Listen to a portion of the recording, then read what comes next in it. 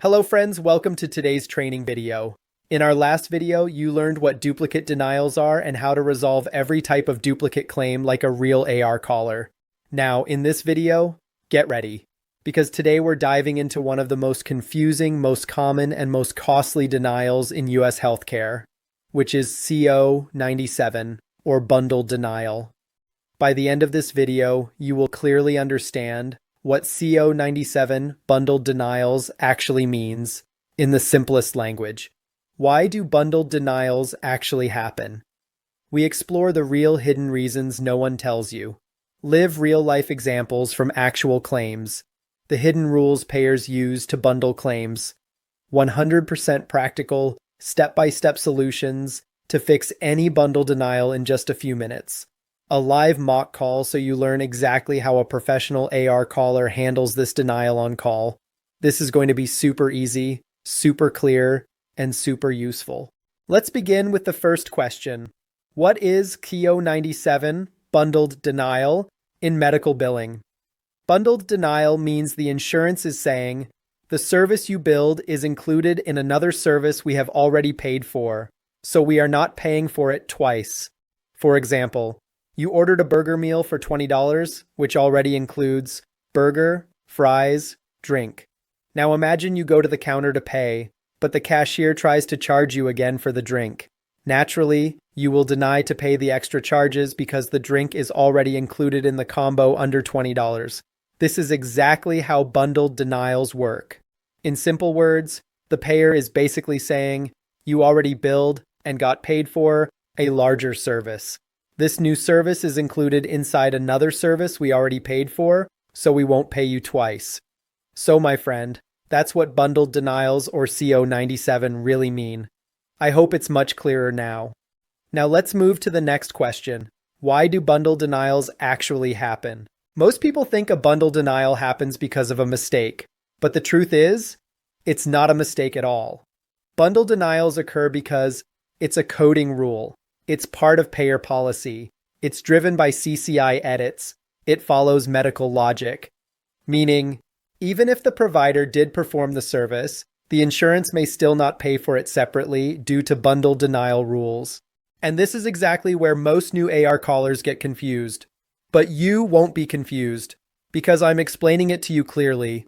CO-97, bundle denial, occurs when two services appear too similar. One service is already included inside another service. Two procedures are performed on the same day. The payer's policy treats both services as one package. Now let's break this down in the simplest, clearest, and most beginner-friendly way so you can understand it effortlessly. Insurance companies apply CO-97, bundled denial, when the billed services are too similar, already included within one another, performed on the same day, or treated as a single package service according to payer policy. This means two codes cannot be billed separately because the rulebook, CCI edits plus payer policy, says they belong together. One CPT code to be a built-in part of another CPT code. So it should not be billed or paid separately. For example, a patient came for a minor surgery. The provider billed CPT 12001 for simple wound repair, CPT 99214 for office visit, EM, on the same day. When the insurance processed the claim, they paid for CPT 12001 but denied the office visit CPT 99214 with CO-97. Why did they deny it? Because according to payer policy, when a procedure or minor surgery is performed, the same-day office visit is bundled, unless Modifier 25 is used to show that the EM service was separate and significant. Here, the provider did perform the evaluation management 99214, but the insurance did not see proof that it was separate from the procedure 12001. So, to get payment for the evaluation and management CPT code 99214, you should add Modifier 25 as 9921425. Modifier 25 tells the payer that the visit was a separate, significant, medically necessary EM, not part of the wound repair, not routine, not included in the procedure package. Once Modifier 25 is added correctly and supported by documentation, Insurance understands. Yes, this EM was separate. Pay it separately. Let me give you a very simple example of what happens when two procedures are done on the same day. Imagine a patient comes to the hospital with two different problems, so the doctor performs two procedures on the same day and bills. CPT 45380, a colonoscopy where the doctor takes a biopsy.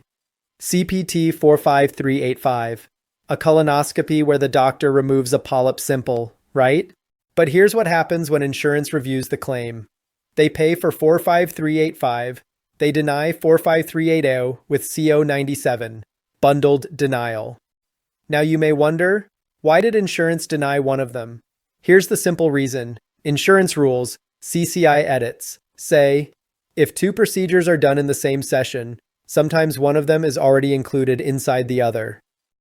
In this example, the polyp removal, 45385, is a bigger, more complex procedure. The biopsy, 45380, is considered a smaller step inside that bigger procedure. So insurance thinks like this. We already paid for the big procedure. The smaller procedure is part of it, so we won't pay twice. And that's why they deny 45380 with CO-97. But can we fix this denial? Yes, if the documentation supports it. If the doctor actually did, the biopsy on a different area, or a procedure that was truly separate. Then you can use Modifier 59 or XSXU, depending on the insurance company. This modifier tells the insurance, both procedures were separate, they were done on different spots, they are not part of each other, both should be paid, so you would bill it as 4538059. But remember, this works only if the doctor's notes clearly prove the procedures were separate. This is exactly how the insurance company looks at the codes and asks, are these two services too similar? Is one code a part of the other? Did both services happen on the same day? Does our policy treat this as one packaged service? If the answer is yes, they deny it as a CO-97 bundled denial. All right, friends. Now that you clearly understand what CO-97 or bundled denials actually mean, let's move to the most important and the most exciting part of this training, which is how to fix any CO-97 bundled denial quickly, clearly, and without any confusion. Because let me tell you something honestly, most AR callers get stuck here. They look at a bundled denial and think, this looks complicated. Maybe there's some coding issue. I don't know what exactly I'm supposed to check. If you've ever struggled with CO-97 bundled denials, today your confusion ends forever. Because in the next few minutes, I'm going to show you exactly how professional AR callers fix any bundled denial. Quickly, clearly, and confidently, often in under 5 minutes. Let's begin with the first step, which is identifying exactly what was bundled. Most beginners make one big mistake. They see CO-97 and immediately panic. But experts do the opposite. They check the remark codes first. Remark codes are short explanations that tell you why a claim was denied, reduced, or bundled. They add the missing details that the main denial code, like CO-97, does not explain. For example, if you receive a bundled denial with CO-97 and the remark code N362, the remark code clearly tells you that the service is not separately payable.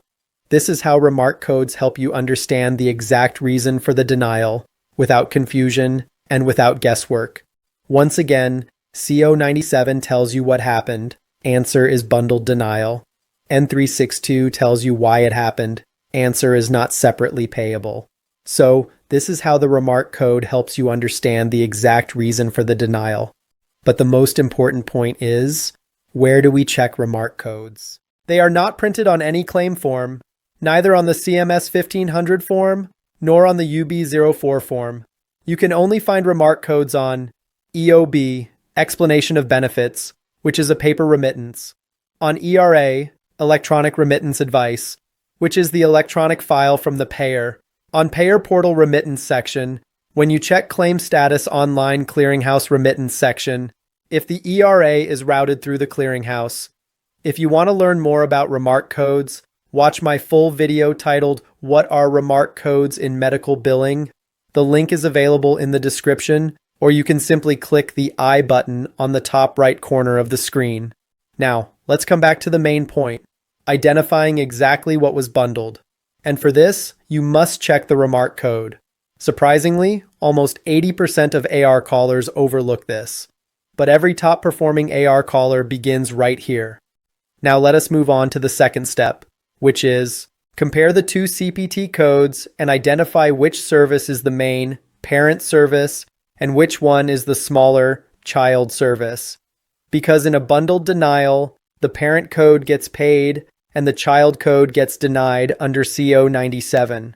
For example, the provider bills CPT 2610 as the main procedure for a joint injection and CPT 99213 for an evaluation and management visit.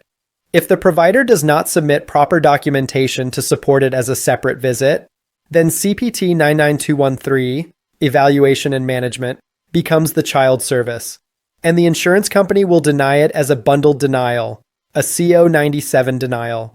This step helps you clearly understand what exactly the payer expects. This is the clarity that 99% of AR callers never get. Now come to the third step to resolve bundled denial. At this third stage, we check if the modifier was missing or wrong. This step solves 70% of all bundled denials instantly. Because if you identified that the service was actually separate and not part of the bundled services, then you need a modifier. For example, we use Modifier 25 to document that the evaluation and management service was actually separate from the bundled procedure. We use Modifier 59 to show that a procedure or service is distinct from the bundled service or procedure. But if the provider forgets to add the correct modifier to the billed CPT code, then the bundled denial will always happen. So, as a smart AR caller, check if the provider actually performed two separate services. Check if the documentation supports it. If yes, add the correct modifier and resubmit. That's it. No rocket science. Just smart inspection. Now that we've checked the modifier in step 3 and confirmed whether it was missing or incorrect, let's move to step 4, which is the real deciding factor in resolving a bundled denial. Because even if your coding is correct, even if your modifier is perfect, your claim will still get denied if your documentation is weak. This is where most AR callers get stuck. But senior AR callers, they know the master rule. No documentation means no payment. So at this stage, you're not looking at codes anymore. You're not looking at modifiers. You're not looking at payer policies. You're looking at the truth, which is the provider's documentation. Why? Because documentation is the only thing that proves whether the service was truly separate or whether the payer bundled it correctly. Let's check this using 4 simple questions. Question 1 is, was the billed service really separate from the evaluation and management note? This is the biggest factor. Ask yourself, did the provider actually perform an extra service outside the regular evaluation and management? Or is everything written in one continuous flow? If the note simply shows exam plus exam plus exam plus procedure, then guess what? It is not separate. It will always be bundled. But if the note says separate procedure performed, consent obtained, explained risks and benefits, performed after evaluation and management, then yes, the service is clearly separate, and you can fight the denial. Question 2 is, was the second procedure done on a different body site? If the evaluation and management was done for the shoulder and the injection was done on the knee, both are different body parts. When the documentation clearly shows treatment for 2 separate body sites, it becomes strong justification and strongly supports separate payment. And always remember, payers love this type of documentation because it is crystal clear, easy to verify, and fully supports unbundling. Third question is medical necessity clearly documented? Because insurance companies never pay for extra work. They only pay for required work, medically necessary work, clinically justified work. So check if the provider documented why the second service was required, what symptoms or problems justified it, why it could not be part of routine care, why it was necessary on that same day. If medical necessity is missing, payment will also be missing. Fourth question is, do the diagnoses support both services? This is a hidden expert trick. If both services use the same diagnosis and nothing is explained, the payer will say, both services are related. Bundle it. But if the documentation shows different diagnoses, one diagnosis supporting the EM, a different diagnosis supporting the procedure, now the services are unrelated, you can unbundle confidently. After checking all 4 points, you will know exactly what to do. If documentation supports separation, congratulations, you now have the green signal. Resubmit your denied claim with the correct modifier, or send an appeal with supporting documents, and you will win the case. This is how senior AR callers recover revenue faster. If documentation does not support separation, stop right there. Don't force a modifier. Don't resubmit blindly. Don't waste your time. If the documentation does not prove it, bundling is correct. CO-97 is valid. Close the claim immediately. This is how expert AR callers save hours of wasted effort. They don't fight unfixable denials. Let's make step 4 ultra simple. Modifiers do not unbundle claims.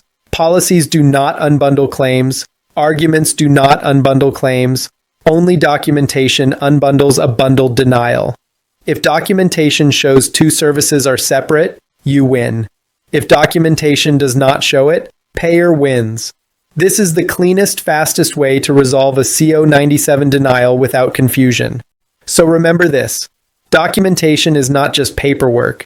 It is your strongest weapon, and sometimes your biggest enemy. But once you learn how to read it with clarity, you will resolve bundled denials faster than 99% of AR callers. All right, friends. Now I'm sure the entire concept of CO-97, bundled denials, is crystal clear to you. But let me tell you something honestly. Learning this is not enough. Applying it confidently is what makes you a real AR caller. And if you still have even a small doubt, even 1%, don't keep it inside.